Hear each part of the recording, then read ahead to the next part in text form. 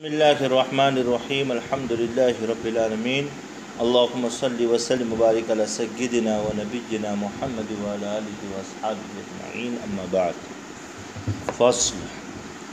ويجوز أن يستثني الأكثر من الجملة وقال أحمد لا يجوز وهو قول القاضي أبي بكر الأشعري وابن درستويه والدلیل علی جوازه ان القرآن قد ورد به۔ حضرت امام شیرازی رحمۃ اللہ علیہ اس فصل میں یہ فرما رہے ہیں کہ مجموعے میں سے اکثر کا استثناء کرنا بھی جائز ہے۔ استثناء تخصیص کے دلائل متصلہ میں شامل ہے۔ استثناء تخصیص کے دلائل متصلہ کے اندر جو ہے شامل ہے۔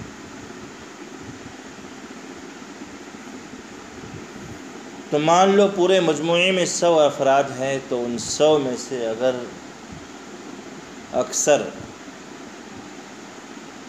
100 کا اکثر ہے تو 51 ہوگا، اور اس سے اوپر کا جو بھی عدد ہوگا، مان لو 97 تک کا اگر استثناء کرنا چاہتے ہیں، 97 تک کا، 98 یعنی 99 تک کا، تب بھی استثناء کرنا جائز ہے۔ یہ جمہور کا کہنا ہے، اصولیین کا۔ امام احمد بن حنبل رحمۃ اللہ علیہ فرماتے ہیں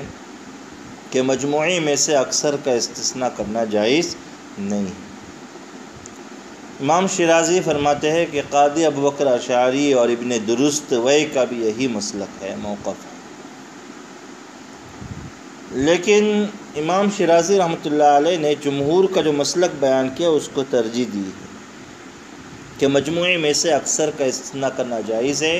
اس کے جواز پر قرآن کریم کی آیت دلیل بن گئی۔ اللہ تعالیٰ فرماتے ہیں قرآن کریم سورہ حجر میں 14ویں پارہ، ان عبادی لیس لک علیہم سلطان الا من اتبعک من الغاوین۔ اللہ تعالیٰ نے ابلیس سے، شیطان سے مخاطب ہو کر فرمایا، جب اس نے کہا کہ میں آپ کے بندوں کو بہکاؤں گا، تو اللہ نے فرمایا کہ میرے جو نیک بندے ہوں گے، مخلص بندے، مجھے طرف رجوع کرنے والے بندے جو ہوں گے، ان پر تیرا تسلط اور قابو نہیں چلنے والا، مگر گمراہ بندوں میں سے جو تیری پیروی کرے، جو تیرے پیچھے چلے، ان پر تو تیرا قابو چلے گا۔ دوسری جگہ سورہ صاد میں 23ویں پارے میں اللہ تعالیٰ فرماتے ہیں، قال فبعزتک لأغوینہم اجمعین۔ شیطان نے کہا، آپ کے عزت و جلال کی قسم، میں تمام بندوں کو آپ کے گمراہ کروں۔ تو اللہ تعالیٰ نے پھر اس نے استثناء بھی کیا، الا عبادک منہم المخلصین، مگر ان میں سے جو مخلص بندے ہوں گے،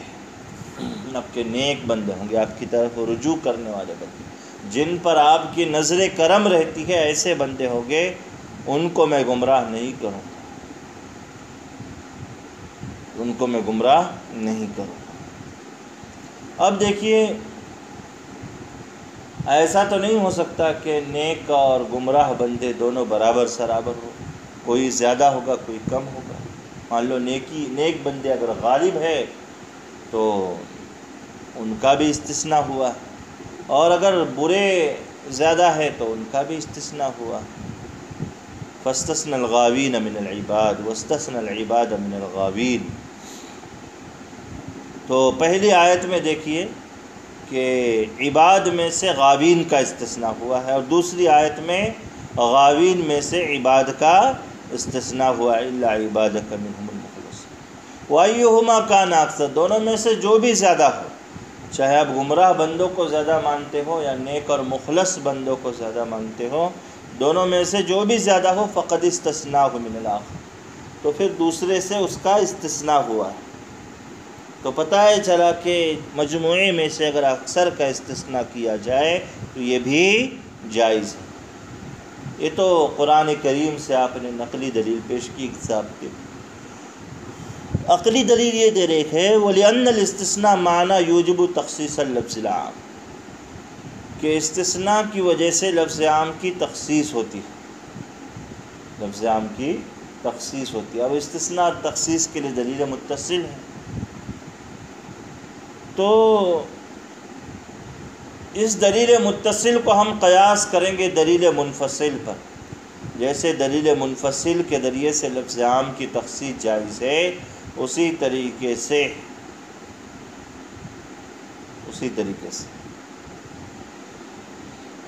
دلیل متصل کے ذریعے سے بھی لفظ عام کی تخصیص جائز ہے۔ فجاز فی القلیل والکثیر، قلیل و کثیر میں جائز ہے، جیسے کہ دلیل منفصل کے ذریعے سے لفظ عام کی تخصیص جائز ہے۔ وَلِأَنَّ الْإِسْتِثْنَاءَ مَعْنَى يُوجِبُ تَخْصِيصَ اللَّفْظِ الْعَامِ، استثناء ایسا معنی ہے جو لفظ عام کی تخصیص کا سبب بن رہا ہے، تو یہ قلیل و کثیر میں جائز ہے، جیسے کہ دلیل منفصل کے ذریعے سے لفظ عام کی تخصیص جائز ہے۔ تو بہرحال پوری فصل کا خلاصہ یہ نکلا کہ استثناء کے ذریعے سے لفظ عام، استثناء میں مجموعے میں سے اکثر کا استثناء کرنا بھی جائز ہے، مجموعے میں سے اکثر کا استثناء کرنے میں کوئی حرج کی بات نہیں ہے۔ اگلی فصل دیکھیے 104 نمبر کی، اذا تعاقب الاستثناء جملا عطف بعضها على بعض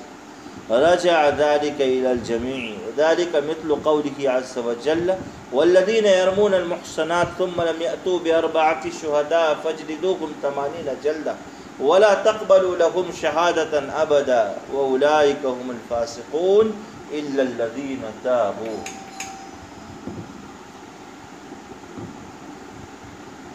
کہتے ہیں کہ سورہ نور کی یہ آیت مبارکہ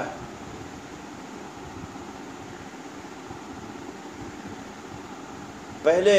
ضابطہ سمجھ لیجئے، کس ضابطے کو یہاں پر بیان کریں۔ ضابطہ یہ بیان ہو رہا ہے کہ استثناء جب چند معطوفہ جملوں کے بعد آئے، رجع ذلك الى الجميع، تو استثناء کو سابقہ تمام معطوفہ جملوں کی طرف لوٹایا جائے گا، یہ جمہور کا کہنا ہے۔ استثناء جب چند معطوفہ جملوں کے بعد آئے تو استثناء کو سابقہ تمام جملوں کی طرف لوٹایا جائے، یہ جمہور کا ضابطہ ہے۔ حنفیہ کا کہنا یہ ہے کہ نہیں، استثناء کو صرف جو قریبی جملہ ہوگا،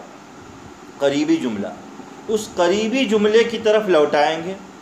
سابقہ تمام معطوفہ جملوں کی طرف لوٹانے کی ضرورت نہیں ہے۔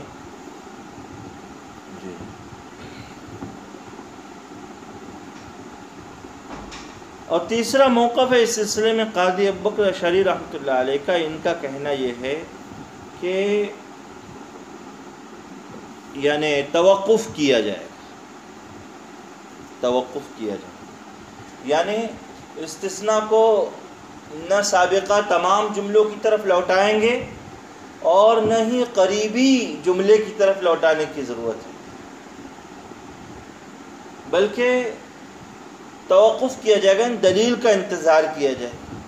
دلیل جس طرف رہبری کرے گی استثناء کو اس جملے کی طرف لوٹایا جائے گا، ورنہ خاموشی اختیار کی جائے گی۔ اب قرآن کریم کی سورہ نور کی جو آیت پیش کی گئی ہے اس کے ساتھ اس کو سمجھ لیں۔ اللہ تعالیٰ فرماتے ہیں والذین یرمون المحصنات، جو لوگ پاک دامن عورتوں پر زنا کی تہمتیں لگاتے ہیں، ثم لم یأتوا بأربعۃ شہداء، پھر 4 گواہوں کے ساتھ اسے ثابت نہ کریں، 4 گواہوں کے ساتھ اسے ثابت نہ کریں، تو ان کے لیے حکم بتایا گیا ہے ایسے تہمت لگانے والوں کے لیے، قاذفین کے لیے۔ پہلا ہے فجلدوہم 80 جلدۃ، انہیں 80 کوڑے مارو،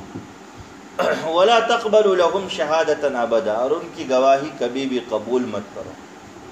وَأُولَئِكَ هُمُ الْفَاسِقُونَ، اور یہ لوگ فاسق ہیں، إِلَّا الَّذِينَ تَابُوا، مگر ان میں سے جو لوگ توبہ کریں، تہمت لگانے والوں میں سے جو لوگ توبہ کریں، تو دیکھیے الا حرف استثناء ہے، الذین تابوا مستثنیٰ ہے، تو استثناء کو اب سوال یہ پیدا ہوتا ہے کہ یہ سابقہ تمام جملوں کی طرف لوٹائیں گی کیا؟ اب دیکھیں فجلدوہم 80 جلدتاً، اس میں تو تمام کا اتفاق ہے کہ توبہ کرنے کے بعد بھی کوڑوں کی سزا ختم نہیں ہوگی، اس لیے کہ یہ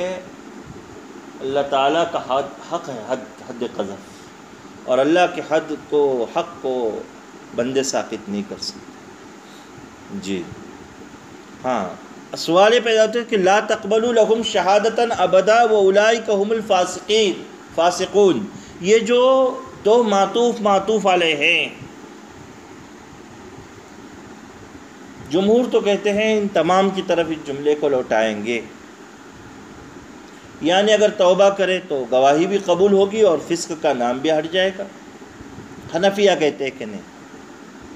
توبہ کرے تو یہ الا الذین تابوا کو واولئک هم الفاسقون کی طرف راجع کریں گے، لا تقبل لهم شہادتاً ابدا کی طرف راجع نہیں کیا جائے یہ، اور امام ابوبکر اشعری کہیں گے کہ توقف کریں۔ امام شیرازی رحمۃ اللہ علیہ نے جمہور کے مسلک کو ترجیح دی ہے، اور اس پر دلیل یہ پیش کی، والدلیل علی ما قلناہ هو ان الاستثناء كالشرط کی تخصیص، کہ تخصیص کے باب میں استثناء شرط کے مانند ہے، اور شرط کے بیان میں یہ بات آ چکی ہے کہ شرط اگر چند معطوفہ جملوں کے بعد آئے تو مشرط یرجع الی الجميع، تو متفقہ معاملہ ہے حنفیہ اور شوافع تمام اصولین کے یہاں پر کہ شرط کو سابقہ تمام جملوں کی طرف لوٹایا جائے۔ جیسے کوئی کہے اگر اپنی بیوی سے کسی سے کہے، مان لو امراتی طالق وعبدی حر ومالی صدقۃ انشاءاللہ، یہ جملہ کہے انشاءاللہ، یہ استثناء ہے، تو کہتے ہیں کہ اس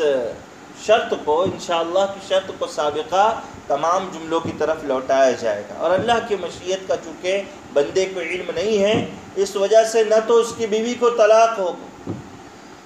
نہ اس کا غلام آزاد ہوگا، نہ اس کا مال صدقہ مانا جائے گا، اس لیے کہ اس نے کہا امراتی طالق، میری بیوی کو طلاق ہے اور میرا غلام آزاد ہے اور میرا مال صدقہ ہے، اگر اللہ تعالیٰ نے چاہا تو، اگر اللہ نے چاہا تو انشاءاللہ، تو انشاءاللہ یہ شرط جو ہے یہ سابقہ تمام جملوں کی طرف لوٹائی جائے گی۔ اس باب میں تو تمام کا اتفاق تھا، تو شرط جیسے سابقہ تمام جملوں کی طرف لوٹے گی، اسی طریقے سے استثناء کو بھی سابقہ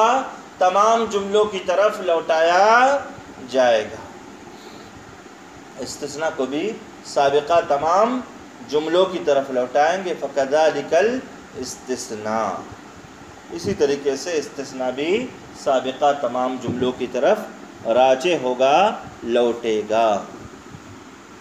فَكَذَلِكَ الْاِسْتِثْنَاء، جی تو یہ دلیل انہوں نے پیش کی اس باب میں ضابطے پر کہ استثناء اگر چند معطوفہ جملوں کے بعد آئے تو چونکہ شرط جیسے تخصیص کے لیے دلیل متصل ہے، ویسے ہی استثناء بھی تخصیص کے لیے دلیل متصل ہے، تو شرط کو جیسے ہم سابقہ تمام جملوں کی طرف لوٹاتے ہیں اگر وہ چند معطوفہ جملوں کے بعد آتی ہے، تو اسی طریقے سے استثناء کو بھی سابقہ تمام جملوں کی طرف لوٹایا جائے گا۔ اب آگے یہ بیان کر رہے ہیں